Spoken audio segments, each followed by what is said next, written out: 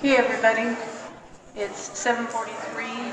Let's do the pledge allegiance.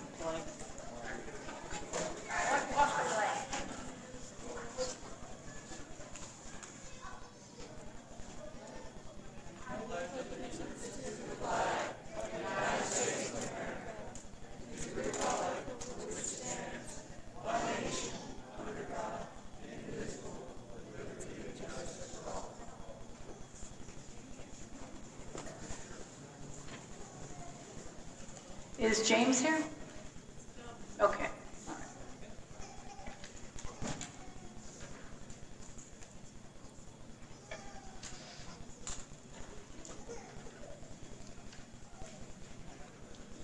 Approval of the agenda for October 28th. We're going to be pulling 5, 6, 7. No, 10.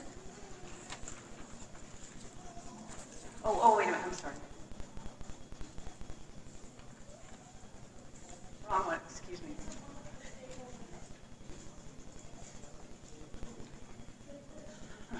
Five, 6, 7, and 9. Yeah, but close but no cigar. Okay. General public comment. Up to a 3-minute time limit per person. Action will not be taken on matters considered during this period until specifically included on an agenda as an action item. I'm opening public comment. Is there any public comment? Of course. But you got to state your name and spell your last name. Labossiere. I barely got to talk at the last meeting. What's your first name?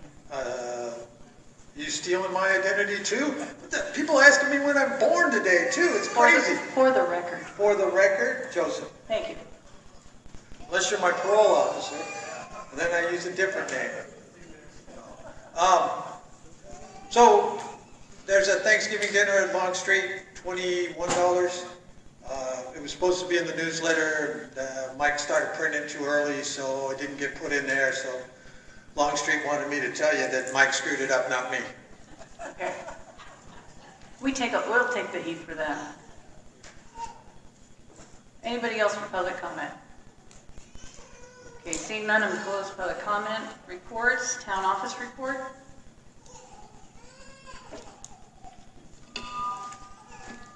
Okay, we've got the vouchers for the month.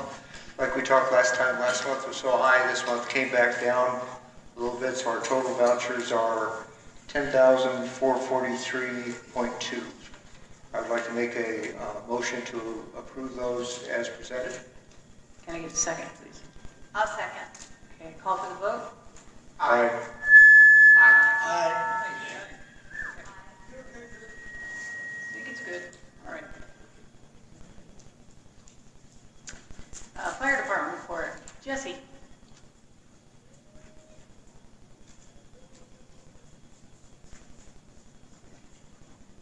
The whole last name. Oh, man. You're the one that hyphenated. I know, I'm the one that got married. Jessica Cadermas Walthour, Kadrmas Walthour. My goal was to be able to get so fast at that. As is mine. This month, for our monthly report, our call volume, we had 14 EMS calls, 1 fire, 1 good intent, for a total of 16. For our personnel updates, Jennifer Lindsay, she's officially reached Firefighter 1. Yay! We are incredibly proud of her accomplishment and her continued dedication to emergency services within the Valley. Her success represents the continuing professionalism and commitment that is within our department. Equipment status, as you guys are going to see, I'm asking for turnouts. We're coming up on the 10-year mark. Per NFPA, we have to replace those at 10 years, so it's time to get on the ball with that. At this time, there is no other equipment updates. Besides, our HOS alerting system has been installed and has been working wonderfully. The data that I'm getting back from that about safety and numbers and the amount of vehicles that are being alerted to our presence has just been phenomenal, and it's really proving to be a very good thing to have. My closing for my report, because it's very fast this month. Our volunteers continue to train, serve, and grow in their roles. Strengthening the department and the safety of our community, we remain grateful for the ongoing support from residents and town leadership as we work together to maintain a strong and capable emergency response teams, because our teams have really been growing and everybody has just been working very, very hard this year. We're going to be a fully certified department by the end of December, and we're very excited about that. Thank you. Thank you. Any questions for Jessica? Okay. Yes. Of course.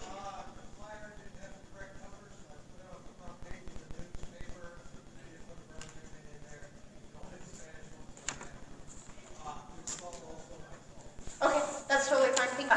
I'm so sorry I missed you last week. At least somebody missed you. Okay, just kidding. Okay. Gonna always miss you guys. All right, thank you. I think I'm staying up here for a second. Oh, wait a minute. Yes. Oh, of course. Anytime. You know how to get a hold of us? My phone number is 911. Commissioner Jabor stole that from me earlier.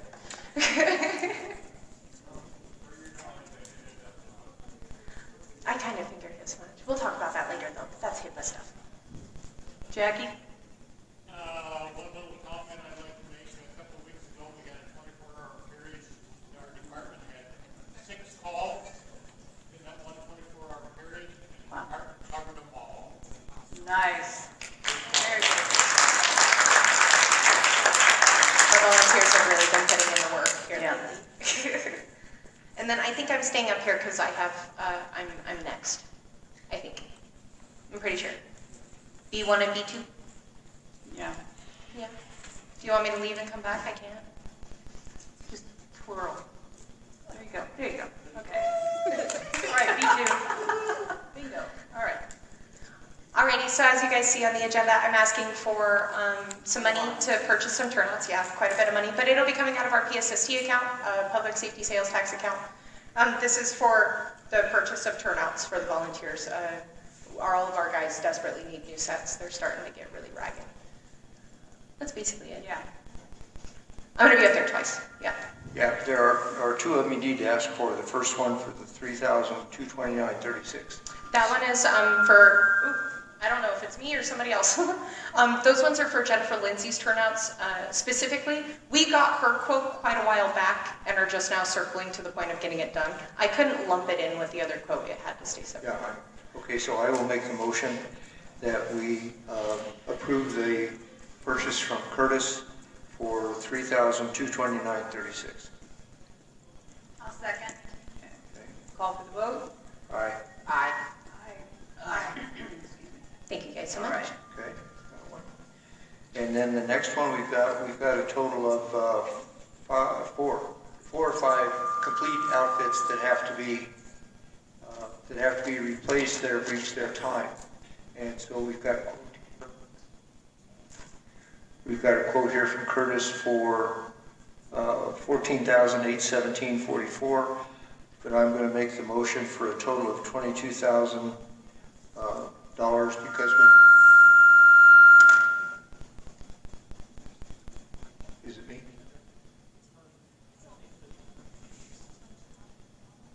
Okay.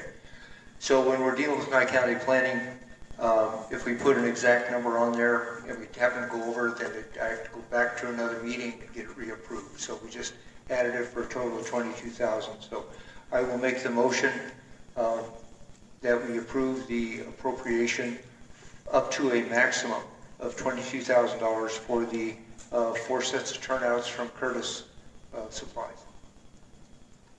I'll second it. Okay, call for the vote. Aye. Aye. Aye. Aye. Okay, thank you, Jess. Thank you guys. Appreciate it. Okay, planning committee.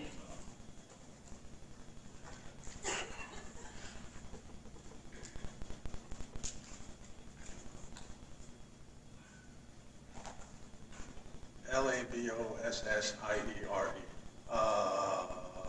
We had a meeting. We didn't do anything. Well, I need you guys to officially put Jimmy Thomas on our board. You guys never voted on that, so I kind of think you guys might have to do that for us. Don't know if you need that on the agenda or you can just do it. No, Put on the next I have to agenda. put on the next agenda. Okay. Let him show up. For now. talk about, since we handled our last problem so well, we're looking for problems. So if you guys have a problem you think the planning committee should handle, talk to these guys and then they'll make us do it. All right, Okay. good? Thanks, Any Larry. questions? Can I leave? Can I go home? Sure. Yeah? Yeah. We'll let you leave, that's for sure. You've done your job. Tourism and Economic Committee. Michael. So the iQuest operation is proceeding. They have broken ground, getting their power hooked up, had to have a new well installed. So it's good to have a new business, probably 20 to 30 employees once they're up and operational. So that's good. All right, Senior Center report, Dave. Oh, yeah, there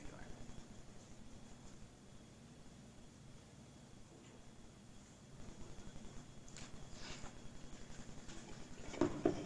Dave Hall, H-A-L-L, for the Senior Center. September's financials were all good. Grants are all taken care of. We've got our new grants are out there, and right now they're kind of like in limbo because there's not a whole lot of people working back in the government offices, but we know for sure that we're going to get the same amount of money we had last year in a few dollars, so all that stuff's good. Rest of the stuff is all really good stuff that's been going on. That was September. And October, LDS brought in 3 pallets of food for our supply, our pantry, and our monthly, yeah, been a long night already. Yeah, there you go, commodities, thank you. And so anyway, we do have a good stock of commodities now. We've pretty much cleaned out our warehouse within the last couple of months. Really concerned about what's going to happen if this government shutdown kind of goes forward a little bit, and some of the SNAP benefits and other benefits might, dwindle. So we're kind of keeping an eye on that. But so far we're in a pretty good shape thanks to those folks. When they did come out, we did have a meeting. Mark McRae is kind of I don't know what he's a president, or Gene and I couldn't figure it out what his title was, but anyway, he's in charge of 3 or 4 different churches in Henderson. And so he's going to be working with us on some grants that, the government's not providing anymore. So that's a good thing, and he's going to work with the people in the community. We don't have to bring people from outside. We can maybe bring a contractor in from the outside if it's required to get this grant done, but we could use local labor, and that would be a really big help for some of the projects that we want to move on. So that was a good meeting. We also got a $3,000 grant from Desert View Hospital. I'm sure that was from Ryan. There was no name on it, but it was from Ryan Michaud, I'm sure. So I'll get a thank you out to him. And Valley Electric ended up coming up with a whole bunch of dishes for us, brand new dishes, serving sets, silverware, the whole shot. So we've got those in the thrift store. They kind of donated some to us and some to Beatty. So, Thanksgiving's coming, Christmas is coming. You need new dishes or something at home? Well, we probably got everything you need set up 3 or 4 serving right there at the thrift store. So, Mike, we'll be sending out a note for the board meeting for you. Appreciate that.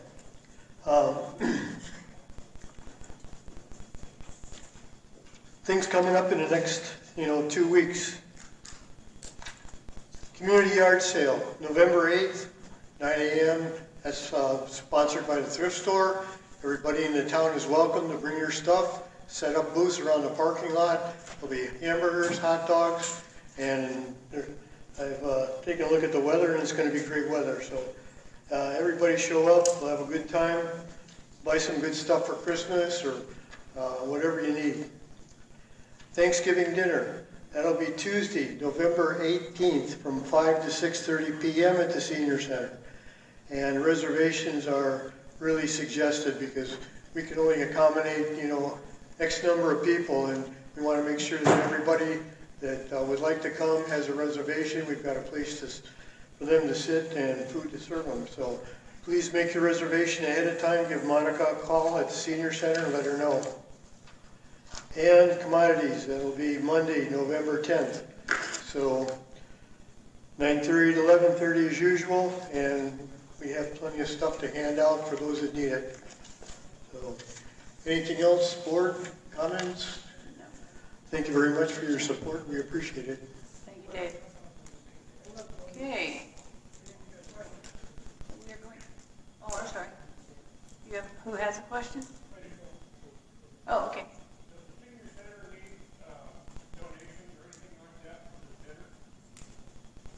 Always.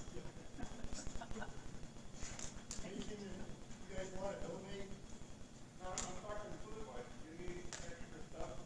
Yeah. Yeah. Still buy Shallon want to come and see whatever she needs or whatever else. Does that mean I can open up the front door of the senior center and shove a live turkey into the senior center? No. Hey, I don't care what they do with it afterwards. All right. Number 8, Ellison, you're up. Number 8, for possible action, presentation from Anglo Gold Ashanti, update on the social, economic, and fiscal impacts of North Bullfrog mine operations on Beatty and Amargosa Valley in Nye County and the state of Nevada. Wish to put. All right, There you go. up and running. Hi, everyone. Allison Anderson, Anderson. Thank you. I am the Community and Government Affairs Manager for Anglo Gold Ashanti. We do have a presentation that we submitted to the town board that you're welcome to request from them or from me.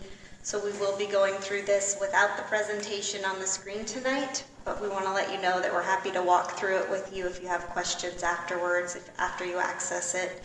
I'm also joined with tonight from UNR, Joe Lednicki, so he's going to be talking about the study we commissioned with them on the socioeconomic impact that our mine will have. So I was going to give a little background on the mining project. I also have some of my team members here with me today, Nicole, Joel, Steve, and Beth. So there's some other folks here who could answer questions if you have them tonight or at another time. Happy to answer them at any point. First, I just wanted to say thank you for letting us present. I know it's been a long night, and I know you all have been here for a while. We appreciate this opportunity, and we hope that we can come back again and continue to talk with you. Also, to just introduce our project, which is the North Bullfrog Project, not to be confused with the Old Bullfrog Project that's in Beatty. This is a new one, a new mine that we're in the process of permitting on the north side of town. So it will be an open pit gold mine on the far end of Beatty. On top of this socioeconomic study, we would like to offer the chance for the community to give us feedback about how you see the needs for Nye County, Amargosa, Beatty, anywhere you're living. So we also have a survey that is going to be in the back of the room. You're welcome to take it by scanning the QR code, or there's an actual paper version that you can take, email, mail, drop off at our office in Beatty. So a few ways that you can let us know what your thoughts are. It's anonymous if you want it to be. If you want to share your name, we'd love to talk to you that way also. But there's a couple ways for you to take it. So just know that this socioeconomic study that Joe's going to talk about is not the end of the story. It's the beginning of the conversation. So we know it's a snapshot on the information that they were able to gather when they did this study. But those things change, and that's only as good as the data that we can use. So that's really all I had to say. I'm going to pass it off to Joe, but our team will be here to answer questions during the presentation or at the end, whatever you guys prefer. Thank you, Allison. Yep. Okay, I have their complete presentation, so if you'd like to just send an email to the town office, I'll send you one or print one up for you. Just let me know. Good evening, board. My name is Joe Lednicki, Lednicky, for the record. That's why we have you spell the last name. Yes, indeed. I think somebody from the town hall earlier said that their name was Czechoslovakian, as is mine. So, good times. Thank you for your time, Chair and board members and public. We appreciate it.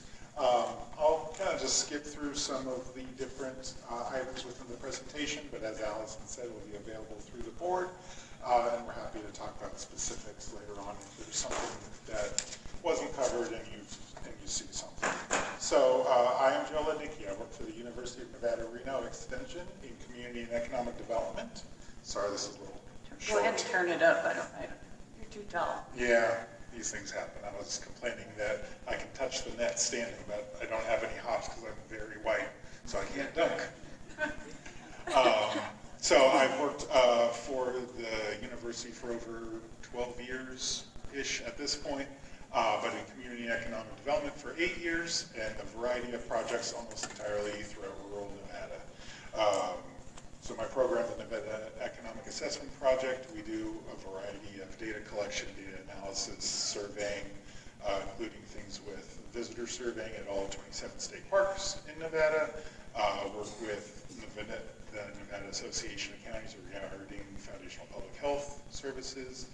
We did housing baseline data and affordability analysis with Nevada rural housing across all of about 59 communities across Nevada in all 17 counties and the rural areas therein. So a lot of good stuff, but today specifically regarding economic and fiscal impacts regarding gold mine.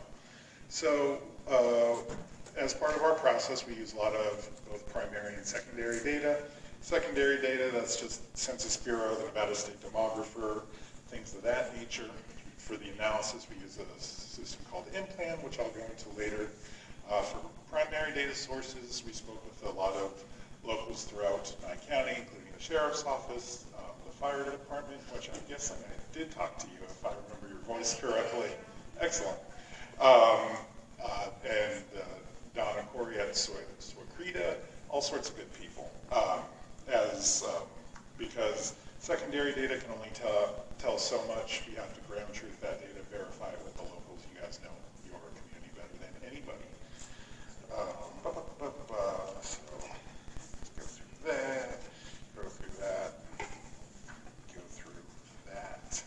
All right, so we'll talk about the economic and fiscal impacts regarding the North Bullfrog Mine. AGA contracted with my team to do these impacts. So this specifically, we use the data, the secondary data sources that we use, and another one called InPlan, as well as data directly from AGA regarding payroll numbers, employment, other operational expenses, things of that nature to come up with these numbers. These numbers are a snapshot from when we did the analysis, so that would include their projections at the time, the price of gold at the time, as well as any sort of economic factors, linkages throughout the economy, things of that nature. So I've talked about InPlan a few times here. InPlan is a software where we input the data such as employment, payroll, operational expenses, things of that nature, and it goes through what's called direct, indirect, and induced impacts throughout the community. The general idea is direct impacts are those made by AGA themselves, so that direct employment, the direct spending within the community and the state, things of that nature. Indirect is the business-to-business relationships, so AGA purchasing fuel for their machinery themselves, and how that money circulates throughout the economy. Induced expenses talks about the people, so the payroll. So the employees of AGA, the new employees, they'll be hopefully working, living within the community, spending their money within the community, buying groceries, going to restaurants, things of that nature. So that money is recirculating within the community. If you're going to restaurants, maybe the restaurant gets busier, they need to hire more people for service, more cooks, things of that nature. So that is the general idea of the analysis that we have completed. So we did the analysis both for Nye County as a whole and then for the state as a whole. I'll talk about Nye County numbers.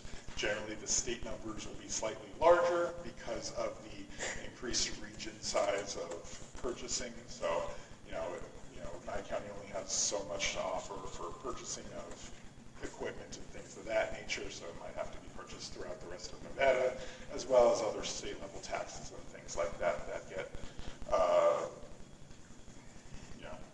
for the larger region. I'm a math person, numbers person, not a words person, so I apologize. So the general idea is we broke the impacts into two phases, a 3-year construction phase of the North Bullfrog Mine, as well as a 13-year operations phase for the mine itself. So during the construction phase, the 3 years, we have an estimated 359 total jobs that will be created throughout that time. So 157 of those are direct jobs through AGA, and the remaining approximately 200 are those direct and induced jobs. So that money recirculating throughout the community, creating new jobs throughout the other businesses that are being affected. So in part of that, there would be about $27 million in personal income, so that's salaries, benefits, things of that nature. About 16 million of that directly from AGA, so the remaining 11 million through those induced and indirect jobs. For the construction phase, 3 years, about $18 million total in tax revenue per year. That includes sub-county, county, state, and federal taxes. And then AGA, during that 3-year period, it has about $160 million total investment in Nye County during that time frame. For the operational phase, over that was 13 years, and these numbers are again on an annual basis. Approximately 252 total jobs per year will be created, with 142 of those jobs direct. That is an average, so there's a large tail-off period towards the end where those jobs go down. So at the height, I think somebody from AGA can tell me better, but something around 200 jobs a year for about a 7-year period, if my memory holds correctly. So again, it's about 142 on average from AGA, meaning about 110 total through the direct and indirect jobs created with that circular, the money going through the economy. Again, for personal income, 25 million in total, about 16 million directly with the AGA employees, so about 9 million through the other created jobs, and about 15 million in tax revenue per year. So again, that's all annual averages that over a 13-year period, so the beginning, middle years will be much higher and will be a bit lower. Again, for Nevada as a whole, similar numbers, slightly larger just because of the larger region of influence. So when we're looking at the top impacted industry sectors for both construction and operation phases. So this is again, given the current economic structure.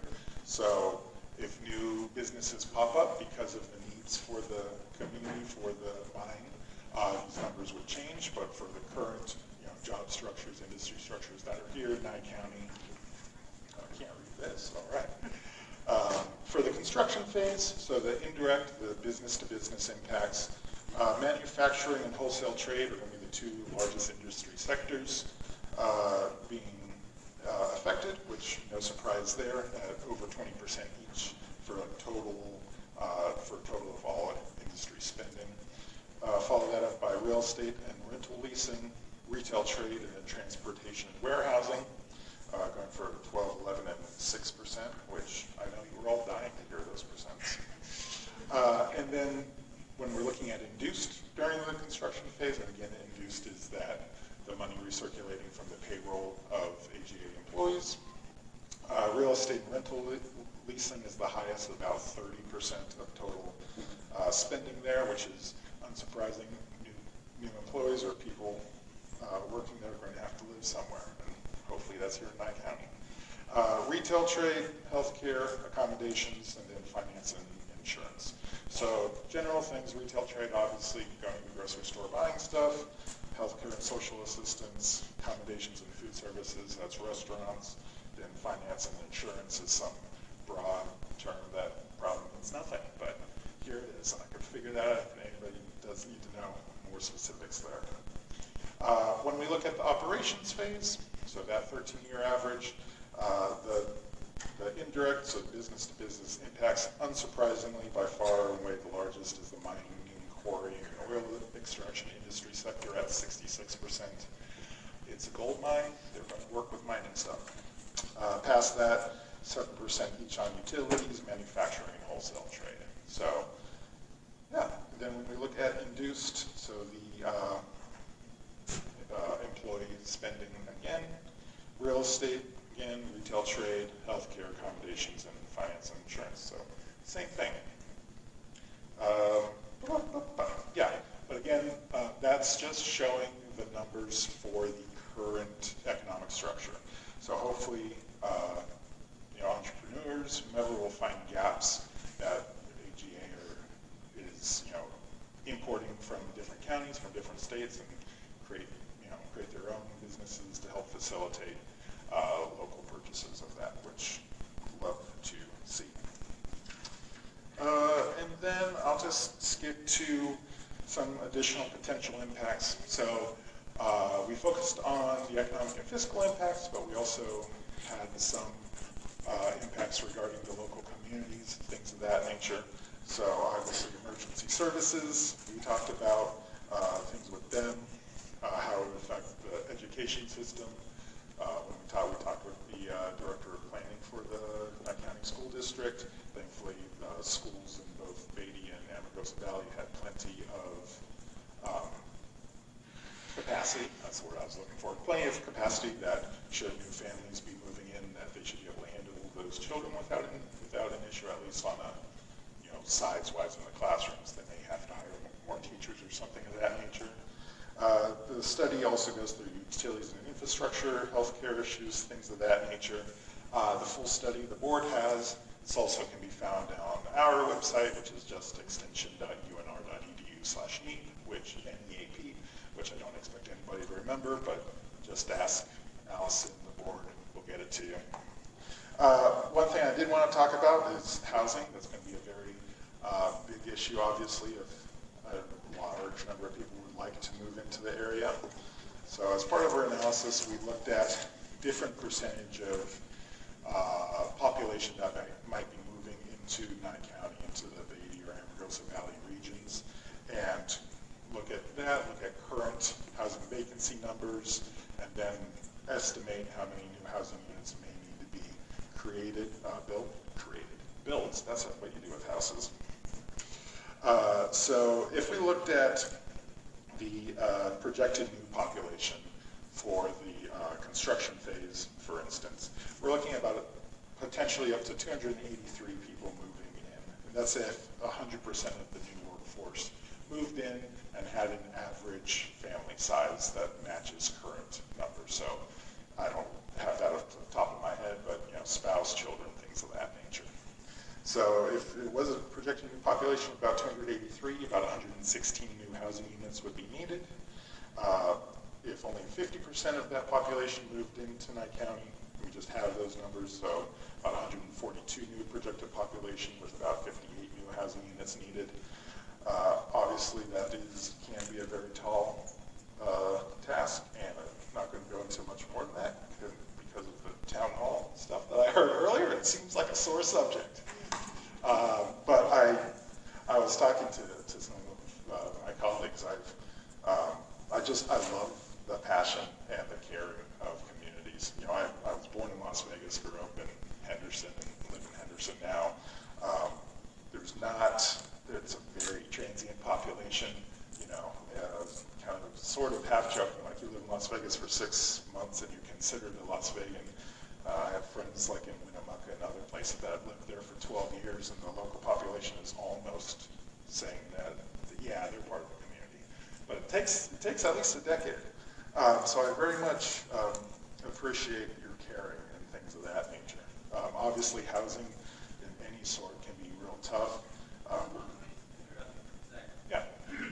Is the mine closer to Beatty or Yes, the mine is approximately 9 miles north of Beatty, if I remember correctly. Most of the housing, that would be in Beatty. If it's available. If it's not available, the overflow may come down here in Amargosa. Yeah, I know, and AGA can talk more on it, but I know that they've been looking at land to purchase to help with housing development and things of that nature. I'm getting at least a little bit of a nod, so I'll take it, absolutely. But as I think mentioned before, we did work with Nevada Rural Housing to do housing affordability analysis. it's just bad across the entire state. That's not a surprising thing to anyone. We're always happy to work with your regional development authority, Creta, your county or town board, anybody to talk about the data and other things regarding housing and how we can help with that. But I think that's probably enough of me talking. So, that is why I'm here. I'll open it up for public comment. How's that? Thank you. There you go. On the, talk about the investments in Nye County.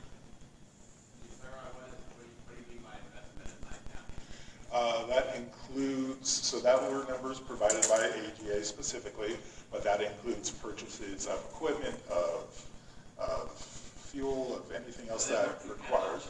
Twice, you count those numbers. You talk about the investments, and then you talk about the numbers of purchases and stuff like that, right? Yes, so those are poorly worded in my talk, but yes, so those are two separate numbers that do have overlap. So it may not be, the total may not be as big as what you're presenting. So because of the overlap. Yeah, the total is definitely the number that I gave, the 159 million total investment per year during the construction phase. That would be the total. They're not really, so when you talk about investment, they're not like giving Nye County money to build homes or anything like that. No. They're really investing, just good purposes, normal routine expenditures. Is that true? Is it routine expenditures in the county, or are you paying off the board of commissioners? We're not paying taxes. Well, I'm gonna get to that next. We're not paying the taxes. Okay, so really, because when I think of investment, I think of, livestock farm or whatever. That's very fair. Something like that, not just normal routine, day-to-day expenditures. Now, capital equipment Yes. would be an investment, obviously, like. Yeah, that's a big portion of their spending for sure. So really that, with a $100 million investment in Nye County really isn't an investment. English language is weird. That is the technical term that economists use. But yes, but you are very much correct in how you're explaining it. Yes. 100 million in just normal routine expense, which is a nice book. Right? Yes. That's nice. Absolutely. Okay, so then you were talking about taxes. Yes. Okay, so we don't have income tax. Correct. So you're talking about that much in sales tax? It's. Or is it all payroll tax? It is everything that you could imagine, pretty much. So it is. So you didn't, so in payroll, you did not include payroll tax? So it is. So payroll taxes are included in that, both for state items, for unemployment taxes, for the federal income taxes, any local taxes for special districts like water districts, fire districts. I'm not exactly sure what you have here in Nye County, but I'm sure that some of those things. I heard something. Yes. Can I ask a question? So the Yes. equipment, is it going to be delivered here in Nye County? If we take delivery, then we get the sales tax money. I just want to make sure, because that's going to be a big, I am not a tax expert, so I No, cannot no. for sure. County is not gonna give that up. If you're getting that in Vegas. we can have it delivered here. Well, but That's where that's Allison. if it gets can you answer delivered, that? right? Well, Because, that can be made the deal, that part of the deal, that it's delivered in Nye County, bought, here. And then we get sales tax, because that's going to be a nice chunk. That is a discussion we can have with our tax experts so that we can have a focus on Nye County taxes. We can report sales tax. can you do with this, you're not gonna drive a bulldozer up 95. They're delivered, they take delivery in Nye County. I don't care if it's right on the edge, that's where.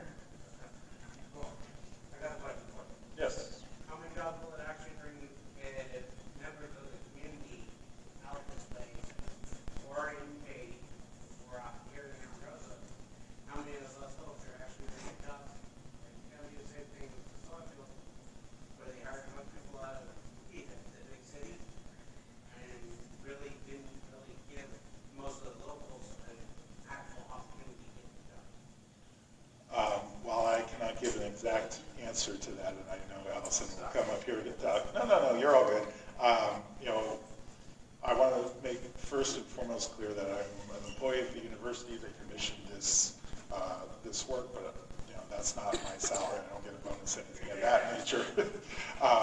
AGA, from what I have seen, and for the people that we work with, I've worked a lot with communities in my county so far. They have, for the, I think, 2 years that we've worked with them, have continually gone back to, wanting to benefit my county, wanting to benefit Beatty and Amargosa Valley as much as possible.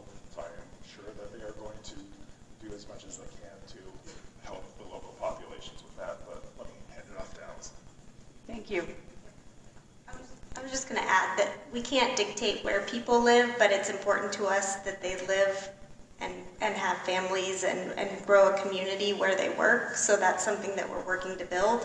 We do have jobs listed now on our website, so we're actively hiring. And if you have interest, we encourage you to apply. There are a range of jobs, everything from entry level to degree roles. So we encourage you to reach out to us. If you don't have the qualifications, we're also working with Great Basin College, UNR, UNLV to figure out how we can get more of those skilled workforce people prepared. Is there any way to fill out an actual paper application for these jobs? We can get paper applications. All of us have the best internet, so they cut us off both of us during our internet while we're trying to fill out applications. We can bring applications to the board. We can stop by. We can set up a time. We can make it so that it's possible. Are you doing any job fairs, maybe? We haven't held a job fair yet, but we will be at Beatty Days all week, Friday through Sunday. So stop by there. We'll have some of our HR folks on hand as well. Any questions? Dave? I did. The difference we're talking about, now we're talking about North Boulevard, correct? Correct. That's the only thing we're talking about. That is north. That's the project we're permitting now and what this study was. And the numbers he was looking at. Correct. Can I ask a couple other questions, water related right now? or- Yeah, go ahead.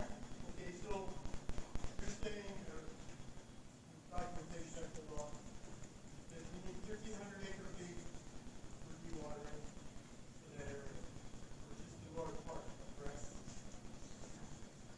500 is what you have, Sacramento's plans, the 400.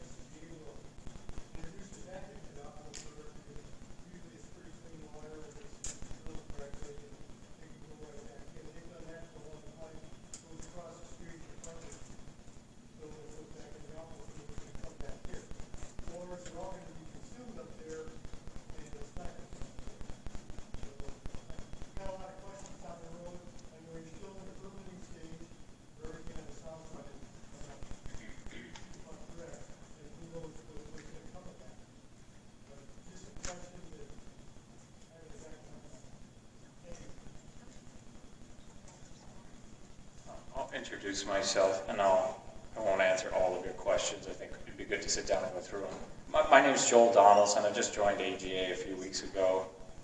Donalson. Thank you. Thank you. I'm coming from Elko. I've been there for 14 years, working in mining and managing cattle ranches for Nevada gold mines, some of which use water for irrigation. You touched on several things in Nevada water law. One, that there's a perennial yield. Each basin can only provide so much water without long-term depletion. Two, that if you're going to transfer water from basin to basin, it has to be approved by the Nevada State Engineer, Division of Water Resources.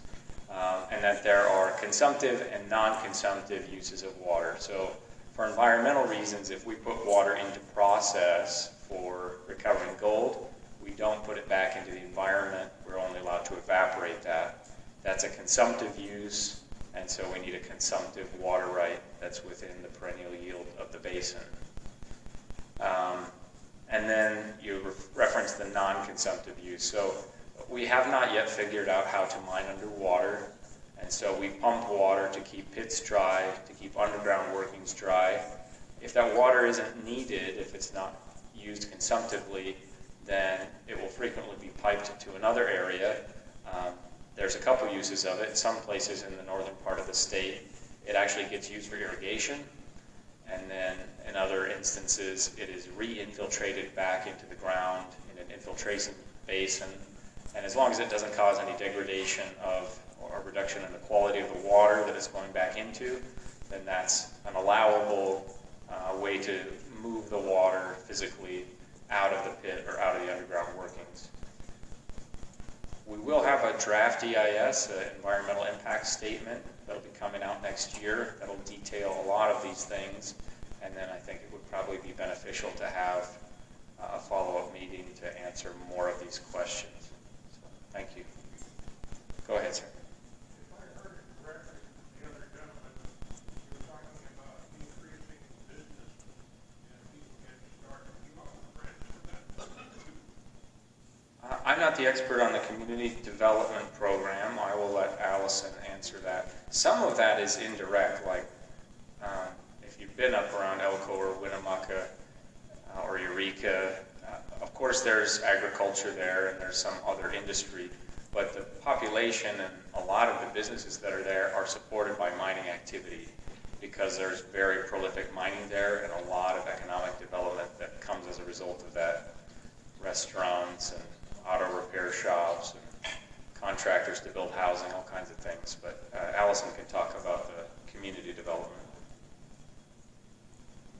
Allison, the reason I'm asking that is because it will impact our community at some point. Yes. And with that said, grants is kind of a twofold question. Are there grants that we can give the board to give to kids coming out of school to train them to have better jobs and a better life? And two, for new businesses up and coming in the area to help with the mining and everything else. Do you have grants for that? We do. We have scholarships that we've been giving out for the past 3 years to high school seniors, which will help with sending them to school and getting them trained. The other thing that we're doing is I'm the newest board member on the Secreta board, so working there to figure out how AGA can help implement more funding for those grants that they're able to give out, as well as exploring other options with the Nevada Rural Development Group, who is able to give out funding for, or low interest loans basically for businesses. So both of those are things that we're actively exploring and budgeting for.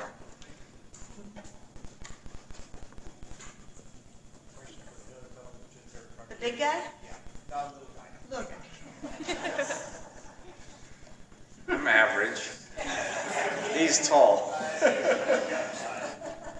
So the question is, are you processing on the site, the mine site, or are you transporting to another location for processing? For North Bullfrog, we'll be processing on-site via two methods, an oxide milling circuit where recovery will be done in tanks, and then via a heap leach pad where recovery is done on 2 layers of synthetic liner, and we apply a mild solution to it to cause gold to come into liquid and come to the bottom of that, and then it's captured on activated carbon. What's the chemical solution that you're using on that? It'll be cyanide and quicklime, yes. And so your pits will be all lined and monitored continually? Yeah, so we start doing monitoring, and I'll come to you, sir. We start doing monitoring of the water and the soil and springs around the site before we start mining, and that's mandated both by this BLM and by the state, the Nevada Division of Environmental Protection, for the duration and the way that that monitoring network is built. And then all processing facilities have to be zero discharge, so they are on containment that does not allow any solution to go into the ground, and then they all have monitoring. Those liner systems for processing ponds and for heap leach pads actually have 2 layers with leak detection between them, so if you saw something in the primary liner, you could empty that and repair it. And then I lost the rest of your question, but it's all contained, yeah. The only reason I ask is this valley, its lifeline, this valley is the water. Yeah. That's the only thing we have here is water. And in this water, in any process of mining upstream, when you are upstream, can in any way infiltrate our water system or aquifer, which is a very large aquifer. It can affect our lives here. So we're always going to be concerned about that, and people will be looking in, will be watching you, because it is our lifeblood here. Yep, and all of those data are publicly available, and we'd be happy to go through anything that we have with any member of the public. In addition to every quarter after we get into operations, we will submit a report to the state, to the Division of Environmental Protection, that details the water quality results in all of the monitoring wells and sites, and actually gives you the chemistry of what's in those ponds for anybody who's interested. You had a question, sir? Is the 22-year mineral withdrawal holding that was filed, is that why you're not excavating and mining gold in our valley as well? Ooh, I don't know the specifics of that, but yeah, when the federal government withdraws an area from mineral entry, it prevents you from doing exploration or developing mine plans. And about half, there's a very large portion of federal land across the U.S. that is withdrawn from mineral entry. Maybe Carolyn, do you know if the mineral withdrawal that was filed, does that also include gold for our valley? Any mineral. Any mineral? Any mineral. How long is that for? Well, we're still in segregation, which is 2 years. We've got another year and a half, say. And we're still on the books, and then if we can get past the segregation, it'll be 20 years. Okay. I just wondered. Thank you.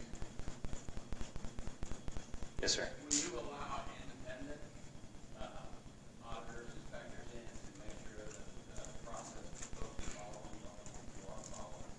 We will, yeah.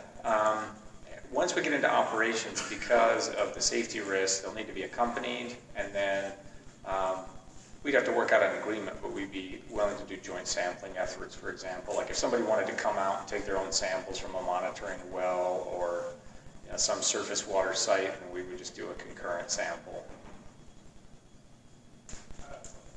Yes, sir. Your other site that you have up there, how long has that been in operation?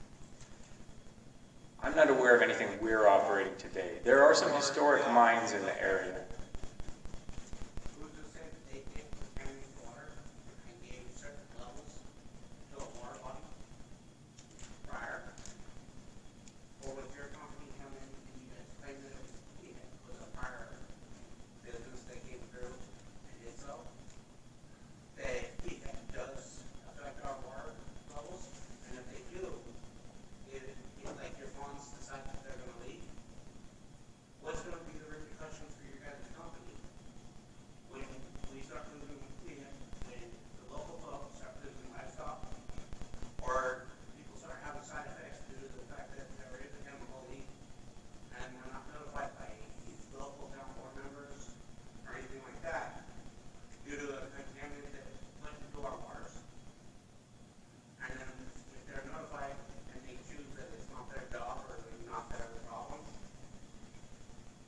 your repercussions for that? Yeah, it's a reasonable concern that water. How long you all very familiar with that operation? How long have you been running up? 35 years or so. Never ever has this been an advantage. And your farms down below that, the whole town is down to it.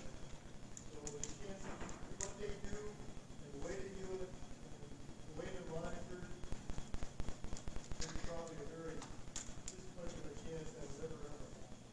Yeah, the Nevada Division of Environmental Protection has a lot of experience with mining, more so than many other states, because Nevada produces something like 70 to 80% of the gold produced in the United States.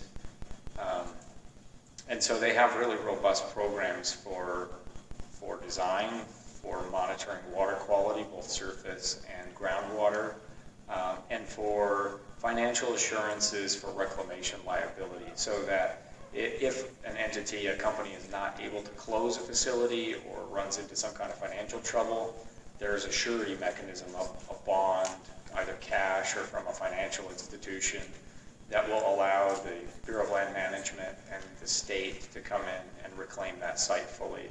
So it's a legitimate concern that industrial activity or mining could negatively impact the water quality.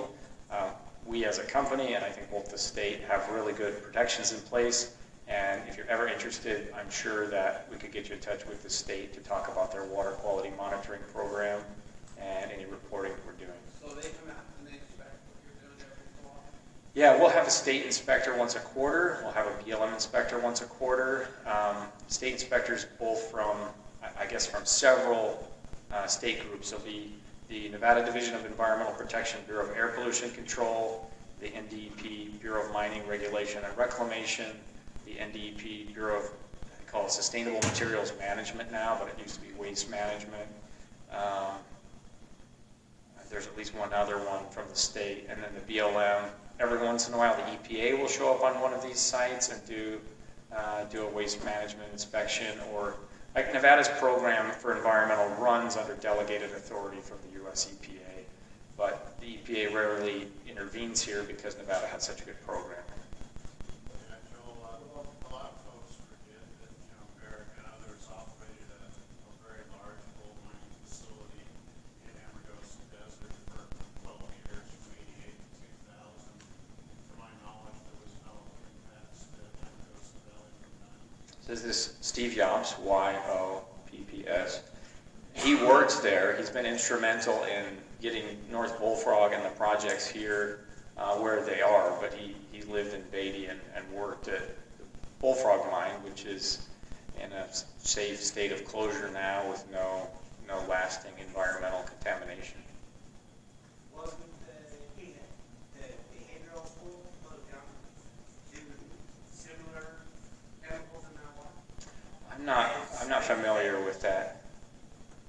But if there's contaminants in our water, wouldn't it be reasonable to say that it flushed down the river? Yeah, I'm just not familiar with that. I have to apologize. Well, we're not in operation, so we're not using any chemicals right now. Like if you guys did, that did it, if it was a cleaning process, would that be possible that you guys could contaminate our water due to a cleaning process that you run through to evaporate your water off by running like magnesium to cook it off, which would put a gas into the air, which would cause our air quality to decrease? In addition to the water protection, the state of Nevada has a very robust air quality monitoring plan. So all of our operations will require an inventory, a modeling effort for what the potential to emit and which potential air pollutants might be emitted. The state will verify that. They will do their own calculations as well, and then they will issue several types of air quality permits for the operations, which will include monitoring, sampling, and reporting to the state. Yes, sir.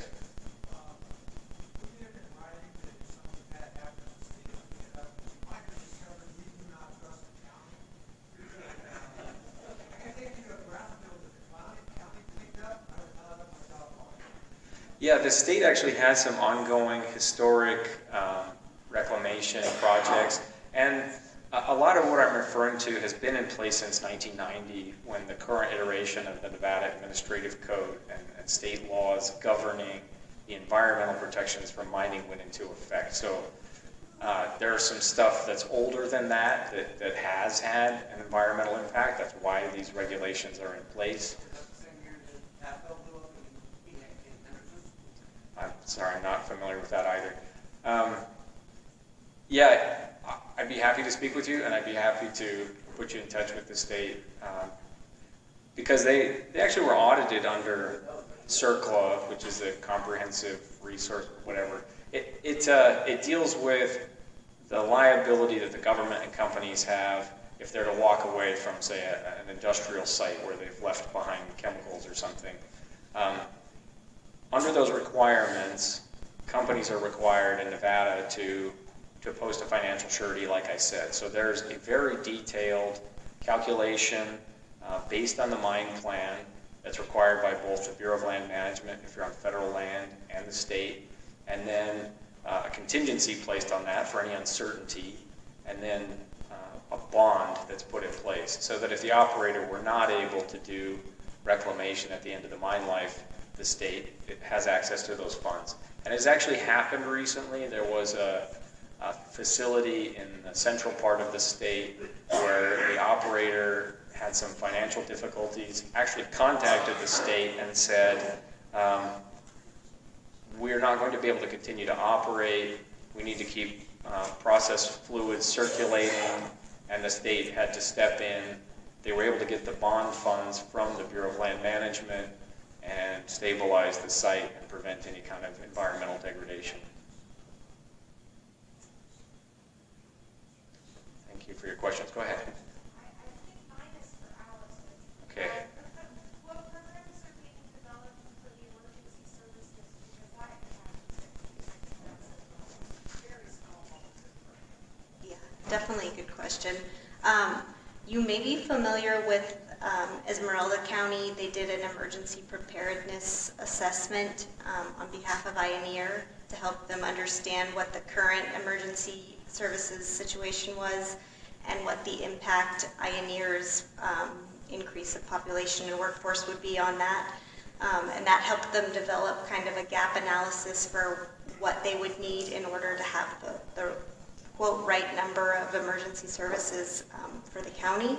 And then that also helped Ioneer develop a community development agreement with the county that would provide funding for those resources while they got into operations. So in that time period between when the mine is being built and when it goes into operation, when no revenue is coming from the mine to the county, they are willing to step up and pay for those things until the revenue will cover it.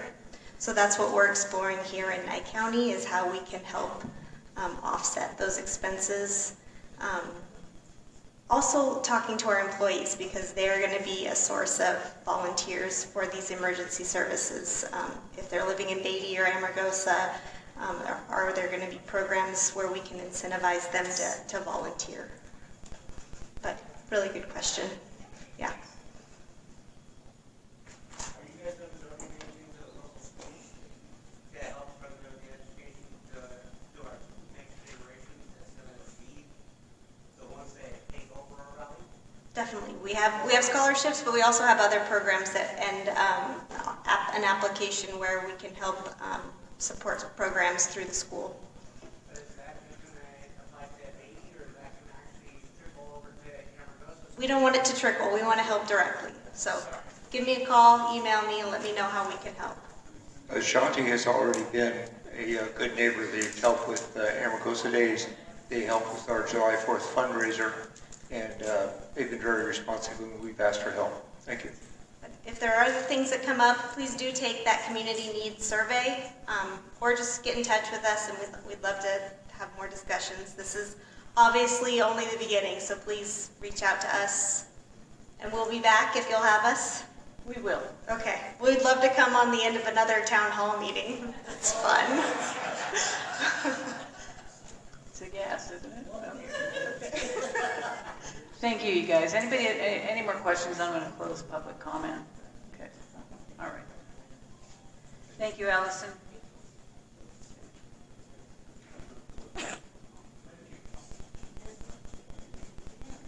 This really isn't an action item, but good community information. Okay, number 10, for possible action, discussion, and deliberation. We have two things. One, and we can go through the changes that were tasked to the planning committee because they did such a great job, and I appreciate all their work. We can go through that bit by bit, but I'd like to make the other motion first and then go back to that one. Okay, and then we'll open it up for discussion. Motion for Amargosa Valley Town Board to request Nye County Planning and the Board of County Commissioners to remove the town of Amargosa from the IPMC and consider the changes in the Nye County Code. We are submitting from the Amargosa Planning Committee to utilize for the rest of District 1 should they choose not to move forward with their actions as well. So I'm going to open this up for discussion. Anybody? Okay. Yeah, but I'm going to open it up for public comment. If you have anything you want to add to it, this would be the time. Okay. I think it needs to be said we've been working on this with the commissioners for over a year, and then we had worked with, and Commissioner DeBoer has been on the record against this, as has the town board. And then when we went to the commissioners and said, okay, what can we do? Because it doesn't fit, it doesn't make sense. And we went through these changes, and they said you can't change health, safety, and building. But we're going to submit it because I know that my cohorts in the rest of District 1, which also includes a portion of Pahrump, the north end of Pahrump, I think they're going to need the time because we've been working on it a lot longer. So I'd like to submit the changes if anybody wants to take the time to go through them. I mean, you had the handouts. I don't know if you want to, but we can. And submit that, and then, I want to take the vote, but I want to open up to public comment about this. So anybody want to add to it? This is the time.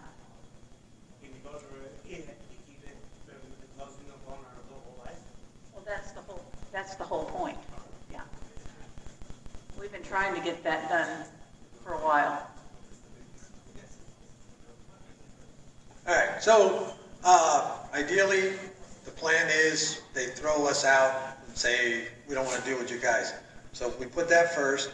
And the main reason we want to submit these is just so they got to sit down and read this damn thing, because they have not read it. Once they read this, they will realize how stupid it is. Because if they find each of us for every grease bush on our yard, we're hosed. Well, and the other thing too is, I was going to put in retroactive, but we don't know, because this goes back to, for Amargosa, I believe 2021, Bobby?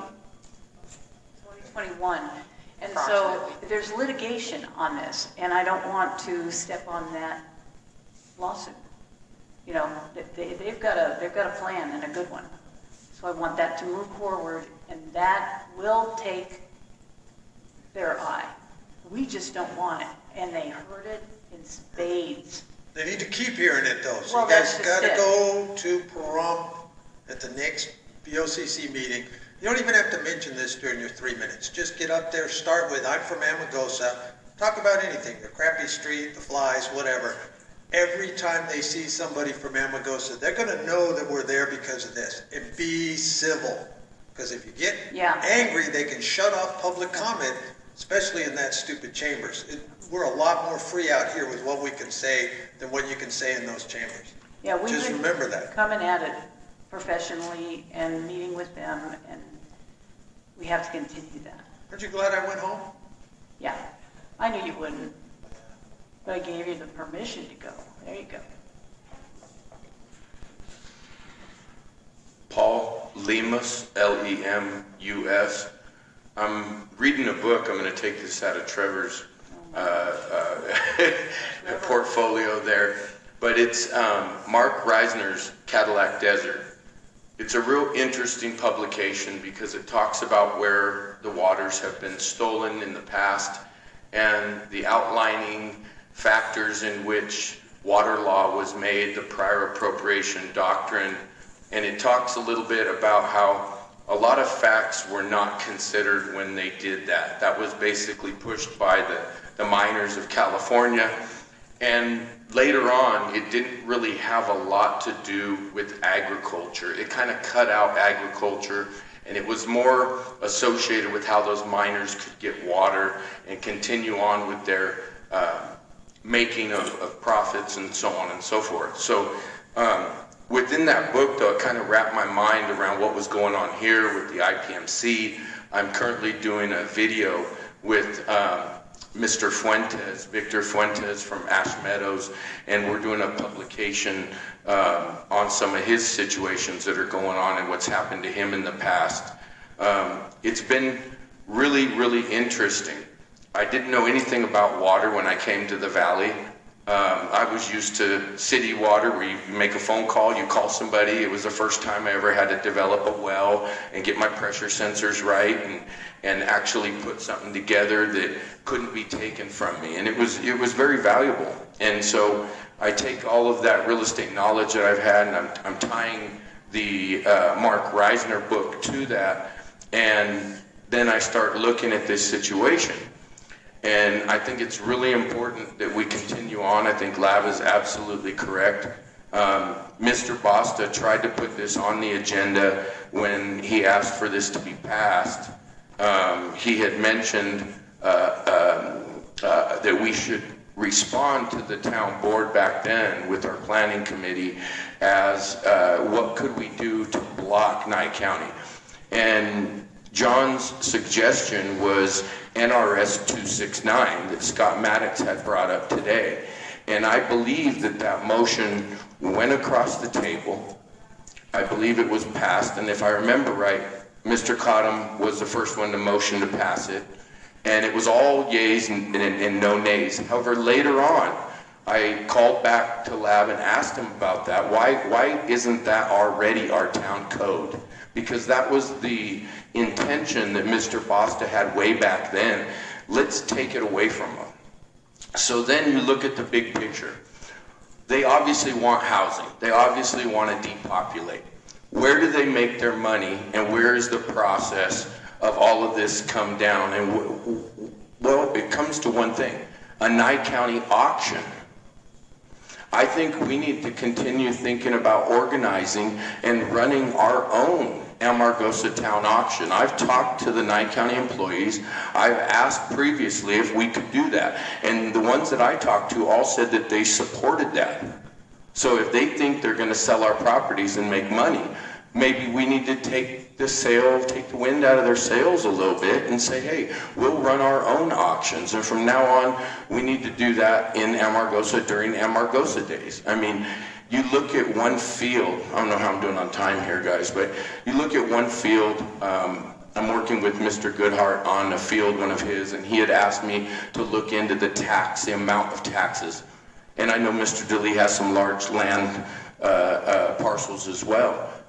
$126,000 a year is paid to those taxes to Nye County for them to use the money and come back and attack us.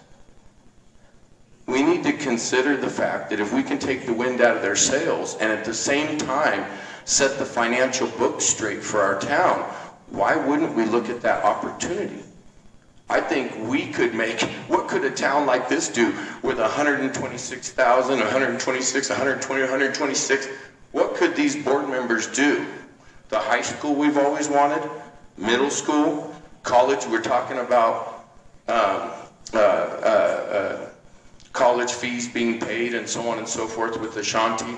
I think those scholarships would be fantastic for our community here. So if you get a chance, Mark Reisner, Cadillac Desert, do your own research. It's on YouTube, and there's some other short films out there that are already produced, and it's pretty interesting to look into that and then kind of put that example into our town and see how the two cross-reference. Thank you. Anybody have any questions? I want to say something. Yeah. That's, the property taxes are what we run the town on. Right, That is but where we get what portion of it do you get, and what portion does Nye County get? a great deal of it. That's what we run on. Well, you know, there's certain Anyway, people so that are you considering. get those together. There's and some let us know. people, there's some people that are considering a bigger fact. What if we were to get a ballot measure together where we move the county lines? What if we were to actually join and take back our town and do something that would be, maybe even go down in history, maybe change the game and take the wind all the way out of their sails? In other words, if they want to push their and impose their law on us, why can't we consider them imposing their laws over there in Pearl? Yeah. We don't have the funds to do that, and yeah, exactly. No, we have everybody from all the way up in Tonopah all the way down that would support it. I disagree. Okay. All right.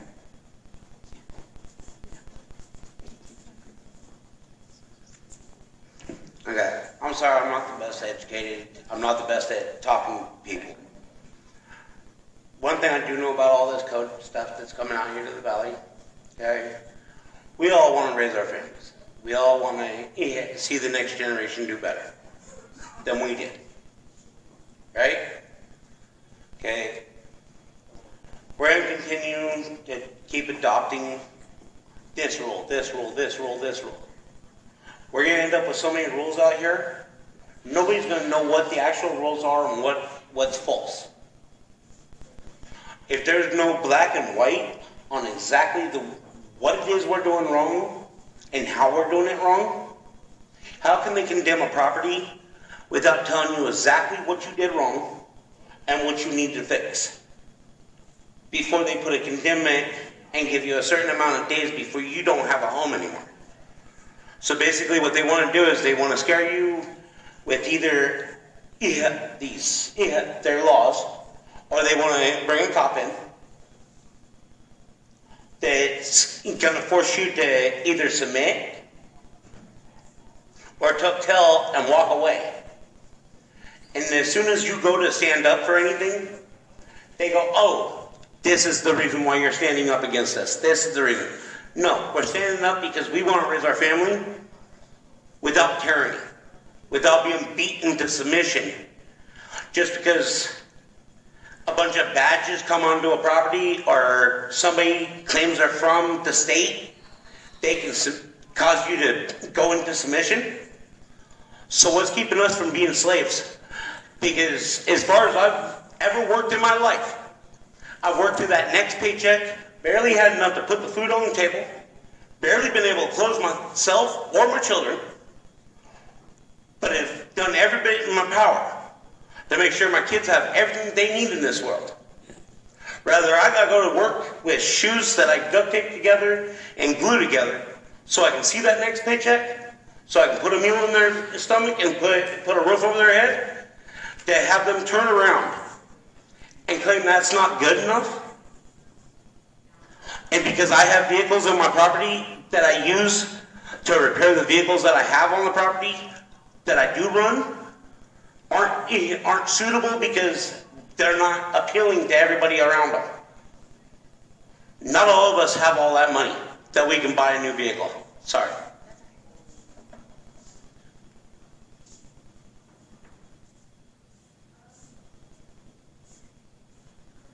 They're looking at me like, oh God, here he is again. Don't let the fat fool you, I'm not Santa. Daryl, D-A-R-Y-L, Wade, W-A-D-E. I just want to thank our town board for putting up with all this tonight. I think you guys did a great job in just letting people speak. I appreciate that, especially from you folks. And I want to thank all the people that came up and talked tonight. I think it was a good round of, not applause, but a good round of talking. And I think we got a lot out. I think we got a lot of frustration and anger out tonight. So I just wanted to thank everybody, and I want to thank Josh and the other sheriff for being here. They put a little calmness in here with their presence. That's all. I just wanted to thank everybody. Thank you. Thank you, Darrell.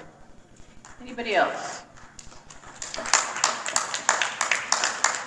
Okay. Okay, I'm going to close public comment. Board member comments. We'll start with Bobby. Oh, I'm sorry. Yeah, we need to vote on this. Okay. So can I get a second for my motion? I'll make a second. Okay.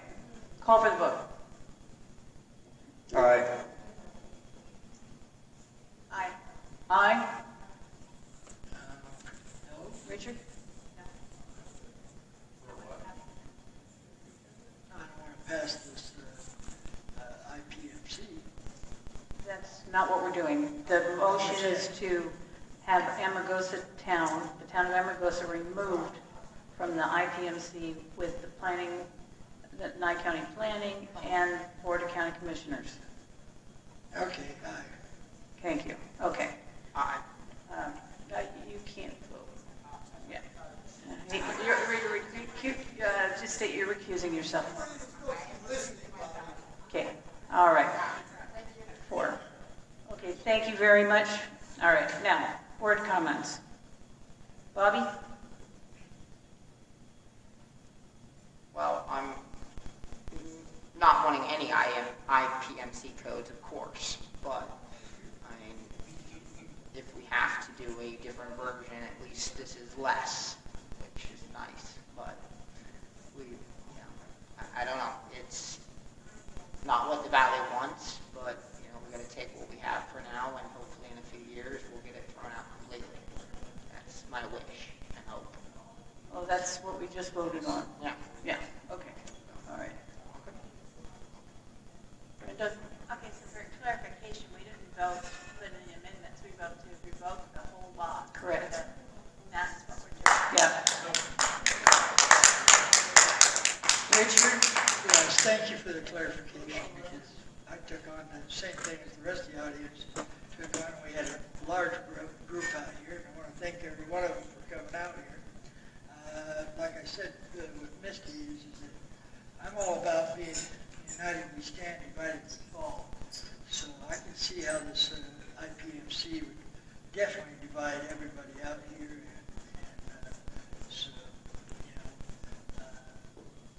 But I don't know if it's our job to fix them. It's our job to stand on our own out here. All right. Mike? I don't have anything. I think I've said it all. Okay? All right. I'm going to adjourn this meeting at 9:00. We got 11? No. Oh, that's right. That's mine. That's mine, yeah. Oh, I'm sorry. I'm tired. For possible action, discussion, and deliberation, motion for ABT to approve budget for Amargosa Trunk or Treat event, $50 for best costume and $50 for best trunk. I second it. Just give me the money. Yeah. Can I get a second? I second it.